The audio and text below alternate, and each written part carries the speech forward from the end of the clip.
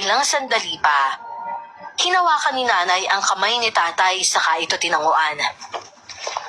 Para bang ipinauubayan na sa padre di pamilya kung ano man ang magiging desisyon nito.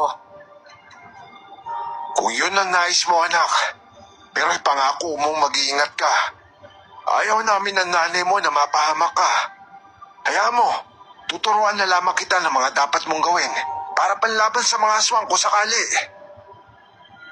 Napangiti ako nang malaman ang desisyon ni tatay.